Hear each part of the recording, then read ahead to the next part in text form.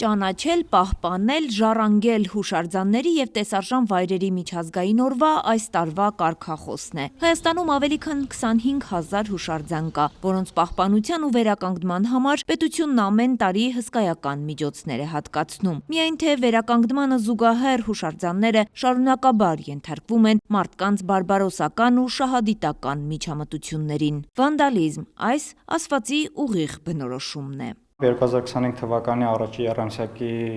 մասով ունենք հետևյալ վիճակագրությունը, որ արդեն արձանագրել ենք թվով 17 իրավախախտումներ։ Իրավախախտումները տարբեր են, ունենք գանձագողության գրանցված դեպքեր, շինարարական աշխատանքների,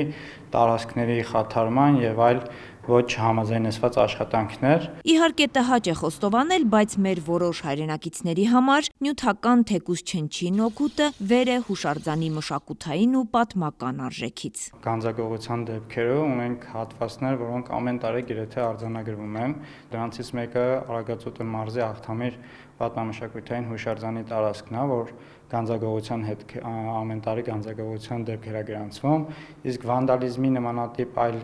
հանցանք պարունակող, ասեմ, որ Կոտայքի մարզի Չարենցի կամար ասված հուշարձանի տարածքում է, որ վանդալիզմի տարբեր տառերի, չգիտեմ, գրությունների պատճառով վնասվում է հուշարձանը։ Տգիտություն թե անարգանք սեփական ազգի ժառանգության նկատմամբ, ինչը կարող է ստիպել մարդուն վնասելու ազգային հերոսի արձանը։ 2022 թվականին մայրաքաղաքի սրտում Մաշտոց Խորենացի փողոցների խաչմերուկում տեղադրված ազգային հերոս Լեոնիդ Ազգալդյանի հուշարձանի վնասման դեպքը հենց քանդակի հեղինակն էր հայտնաբերել։ Տեսա, որ արձանի քիթը ջարդած է, ասի ոնց կարող է տեսման լինի, փաստորեն հենց այդ գիշերել ջարդել էին, զանգ տվեցինք ոստիկանություն եկավ, ամիջապես պարզեց ով արել, խոստովանեց իրա, որտեղ խանութների վրայի այդ տեսախցիկները նկարել էին։ Ավելի քան 3 տարի տևող դատավարությունը սակայն ոչ մի կերպ ավարտին չի հասնում։ Տիգրան Արզումանյանը զարմանում է, արձանագրված վանդալիզմի դեպք է, բայց դատավարությունը գույքի վնասման հոդվածով է ընթանում։ Գերեզմաններում եթե մի բան չասնում են, դա վանդալիզմ է կոչվում, իսկ քաղաքում հերոսի արձանը կոտրելը դա վանդալիզմի ինչ-որ բանով չի, հոդվածով չի դատվում եւ ինձ շարունակաբար ուզում են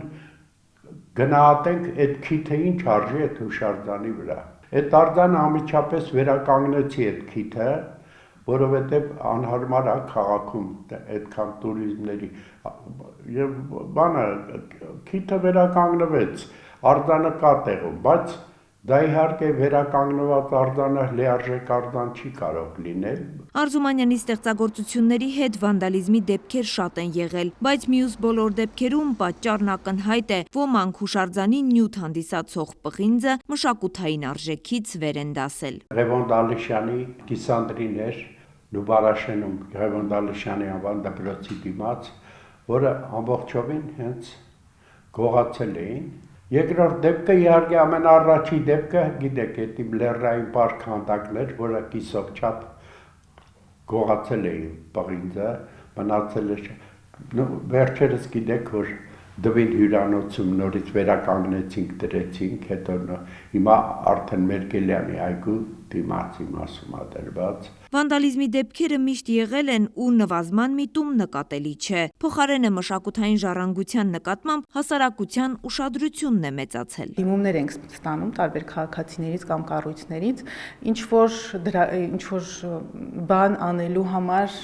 օգտակար բան անելու համար հուշարձանների կամ եթե իրանք հանդիպում են ինչ որ նմանատիպ, գուցե չեն հասկանում հուշարձան չի արժեք ունի թե չէ, բայց հասկանում են, որ սա կարող է ինչ որ արժեք ունենա եւ դիմում են մեզ, որպեսզի միասին այդ հարցը լուծենք։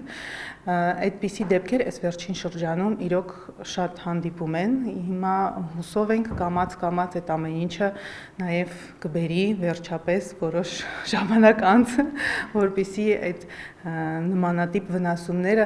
նպատակաուղղված վնասումները հուշարձաններին վերանան։ Վիկտորիա Իսահակյանը նկատում է իրազեկման պակաս կա հասարակության շրջանում։ Մարդիկ մեծամասամբ հուշարձանը վնասում են առանց գիտակցելու։ հուշարձանի վնասում ցանկացած չսահմանված առանց թույլտվության գործողությունն է հուշարձանի տարածքում։ Եթե նույնիսկ օրինակ եկեղեցին, ինչ որ մի կառույց, հա, թեկուզ երկրորդ աշխարհամարտին նվիրված հուշարձանը,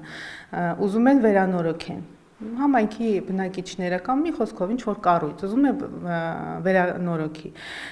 Եթե դա արվում է առանց համապատասխան թույլտվության, կրթության, գիտության, մշակույթի նախարարության համապատասխան թույլտվության, դա նույնպես համարվում է վնասում։ Այսինքն ամբողջ գործողությունը հուշարձանի հետ կապված պետք է արվի անպայման մասնագիտական փաստաթղթերի եւ մոտեցման դեպքում, այլ դեպքում դա արդեն իսկ համարվում է վնասում։ Պահպանության ծառայությունն այժմ պարբերաբար իրականացնում է համայնքային հուշարձանապահպանություն ծրագիրը, այցելում են տարբեր բնակավայրեր ու փորձում իրականացնել իրազեկման աշխատանքներ։ Արևիկ Սարդարյան, Բեն Անտոնյան, Արմալուր։